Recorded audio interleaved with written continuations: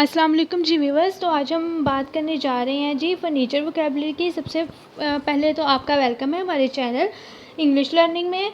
तो व्यूवर्स, आपने मेरे पहले लेक्चर भी देखे होंगे और उम्मीद करती हूँ कि आपने उनसे कुछ ना कुछ सीखा भी ज़रूर होगा। वो बेसिक इंग्लिश के कॉमन वर्ड्स और सेंटेंसेस थे जो हमारी डेली लाइफ में बहुत यूज़ होते हैं और आपके बहुत काम आते हैं। तो व्यूवर्स, आज आपको पता है हर घर में फ़र्नीचर ज़रूर होता है, तो घर में मौजूद फ़र्नीचर की इंग्लिश आपको आनी चाहिए। तो उसकी हम इंग्लिश अभी आपको सिखाना शुरू करते हैं व्यूवर्स। तो सीखना शुरू करते हैं विदाउट वेस्ट ऑफ टाइम। बाजू वाली कुर्सी। आपके घर में ज़रूर ऐसी चेयर होगी जिसके बाजू भी होते हैं, तो उसको इंग्लिश में कुर्सी की इंग्लिश आपको पता है चेयर होती है। तो बाजू वाली कुर्सी क्या हुई? Arm chair. आर्म का मतलब होता है बाजू, तो बाजू वाली कुर्सी की इंग्लिश क्या हुई? Arm chair. उसके बाद है फुट रेस्ट। आपने घर में कुछ लोगों ने मोस्टली रखा होता है, कुछ ने नहीं भी रखा होता है, जिसके ऊपर अपने पाँव रख के आप रेस्ट फील करते हैं, तो उसको क्या कहते हैं? फुट की पाँव की इंग्लिश होती है फुट। तो फुट रेस्ट, जिस पे रख के आप अपने पाँव को रेस्ट देते हैं।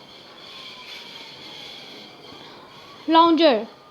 ये देखिए व्यूअर्स, ये आपने अक्सर देखा होगा साहिलों पे, समुंदर के किनारे पर इस तरह की चेयर्स बेड टाइप या चेयर टाइप लगे होते हैं। इनको हम लाउंजर कहते हैं, इंग्लिश में भी और उर्दू में भी क्या कहते हैं? लाउंजर।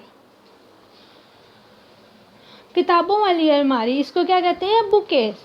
इसको हम क्या पढ़ेंगे? बुके। तो व्यूअर्स, इस तरह की अलमारी जिस समय आप कबर्ड बने होते हैं, ये किताबों वाली अलमारी कहलाती है इस तरह की। तो इसको हम यहाँ पर पढ़ते हैं बुकेस। किताबों का खाना, इसको हम क्या कहते हैं? Book shelf. जो इस तरह के खाने बने हो व्यूअर्स, तो उसको हम क्या कहते हैं? Book shelf. किताबों का खाना या बुक शेल्फ। एक के ऊपर एक बिस्तर। व्यूअर्स, आपने कई घरों में देखा होगा कि उन्होंने बेड के ऊपर डबल बेड लगे होते हैं, तो उस तरह के बेड को हम कहते हैं बंक। एक के दूसरे के ऊपर जो बेड लगाए होते हैं उनको हम क्या कहते हैं? बंक।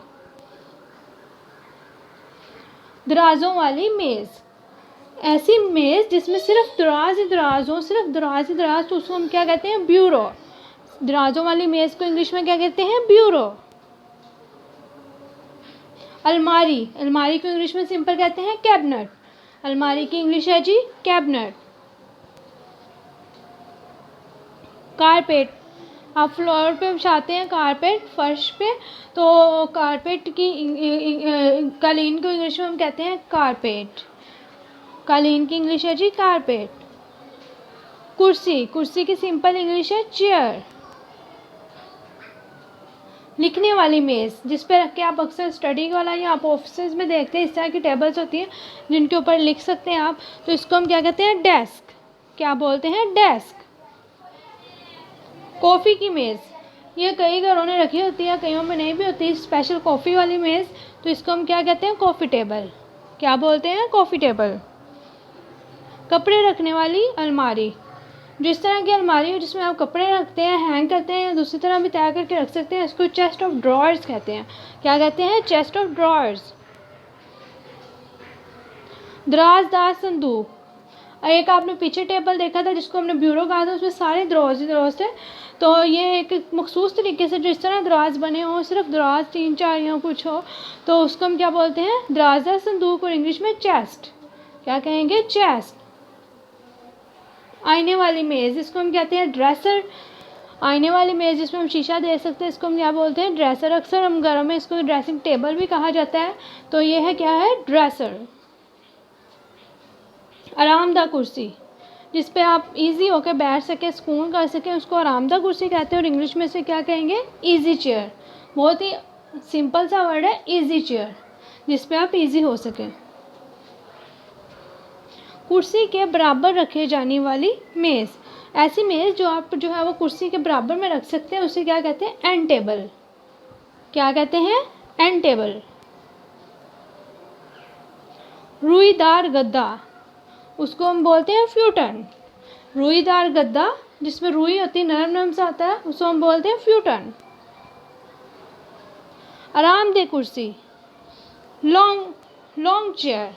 क्या बोलते हैं? Long chair. आरामदेह कुर्सी, लॉन्ग चेयर।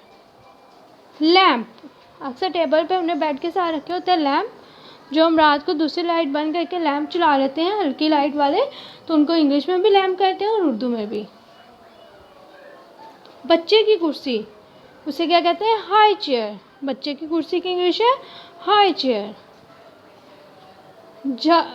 जालीदार झूला, जालीदार झूला को हम बोलते हैं, जिसमें अक्सर घरों में लोगों ने लगाया होता है जालीदार झूला, हैमक। जालीदार झूले की इंग्लिश है हैमक। आईना, आईने की इंग्लिश है जी मिरर। आईने की इंग्लिश है मिरर। टेक लगाने वाली कुर्सी, इसको बोलते हैं रिक्लाइनर। टेक लगाने वाली कुर्सी को बोलते हैं जी रिक्लाइनर। ये देखें व्यूअर्स, ये सारे वो फर्नीचर जो आपके घर में यूज़ होते हैं, ठीक है। आरामदाह सामान, जिस तरह आप देखें सोफ़ों पे आपने ये बेड पे कुशन रखे होते हैं, इनको क्या बोलते हैं? Soft furnishings. क्या बोलते हैं? सॉफ्ट फर्निशिंग्स, आरामदाह फर्नीचर। लंबी नशिस्त वाला सोफ़ा, ऐसा सोफ़ा जिसमें जो है वो बैठने वाली जो जगह है, नशिस्त है, वो लंबी हो, तो लंबी नशिस्त वाला सोफ़ा कहते हैं, और इसको इंग्लिश में कहते हैं सेटी। क्या बोलते हैं? सेटी। झूलने वाली कुर्सी, रॉकिंग चेयर। झूलने वाली कुर्सी की इंग्लिश है रॉकिंग चेयर।